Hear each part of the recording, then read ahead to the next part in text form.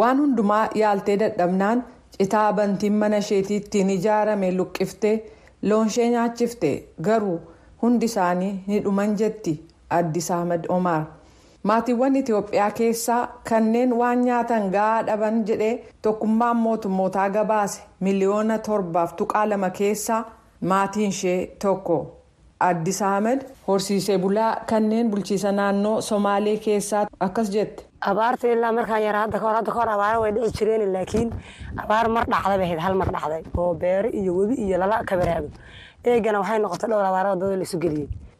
Yeroon dargaggeettii tureetti caamni dhufee irraa dandamachuu dandeenye turre garuu caamni nammaa kun kan itti fufee fi deddeebi'ee dhufu ta'eera kan humni keenya danda'u caalaadhaa jette.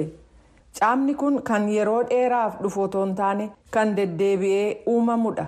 Namoonni duraan horsiisee bulaa turan mooraa yeroo ammaa keessa buufatan keessaa hangi tokko beeladaalee isaanii bara 2017 jechuun waggaa 5 dura jalaa dhuman.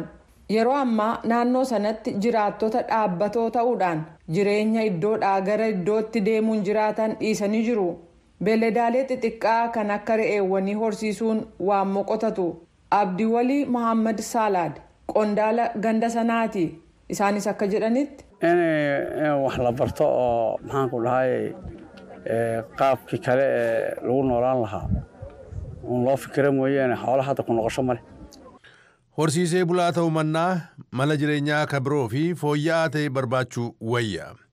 Waan akka qonnaa barachuu yookiin immoo loon horsiisuu fi qonnaa walfaana gaggeessuu wayya. Jijjiiramni qilleensaa haala akkaan hamaa waggoota keessa hordofsiisuuf akka jiru kunis caamaa fi lolaa roobaa akka ta'u raagni jira. Kun immoo biyyoo nyaatee lafa dheedicha loonii xiqqeessuuf deema. Hayyoonni akka jedhanitti waggaa kana baatii roobaa inni taanu harka 61 kutaa sana keessatti fashaluuf carraan jira. Kun immoo horsiisee bulaa jiran caalaatti miidhuuf deema. Abubakar Saalih Baabir waldaa meteoroloojii addunyaa irraa akka jedhanitti. It is very challenging for them to continue the same way of life depending on just natural resources. So the future is not. Qabeenya uumamaa irratti hirkachuun jireenya walfakkaataa gaggeessuun itti fufataanaan akkaan rakkisaadha. Akka carraa ta'e egeree gaariin hin jiru. Kanaaf haala qilleensa haaraa ta'e keessa jiraachuu baruu qabu.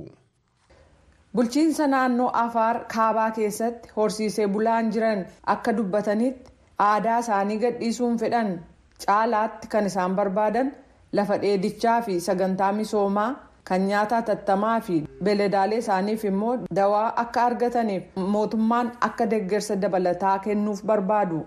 Valerie Browning waldaa misooma horsiisee bulaa Afaar irraa akka jedhanitti. Afar have this wealth of traditional knowledge. This wealth of what to do when it's too dry, there's no water. Warri Afaar beekumsa aadaadhaan badhaadhoodha. Caamni hammaatee bishaan yeroo dhibu aadaan isaanii sun maal gochuufii danda'a? Aadaa loon horsiisuu qabu. Garuu haalli jiru isa kanaaf hin toluu jedhan. Magaalaa guddittii bulchiisa naannoo Afaar Samaraarraa fageenya kiloomeetira 100 irratti kilinikii argamurraa Biiruu Alii horsiisee bulaa ta'uun jiraatu waan abdiinuu ta'a jedhaniin qaban. Gareelee gargaarsa biraa daabboo fi bishaan konkolaataan fidamee raabsamuun jiraachuu moo jedhanii gaafatu. Daa'ima durbaa kan waggaa 2 garaa yaasaa yookaan garaa baasaan jalaa qabamtee kilinikatti fidan akkas jedhu.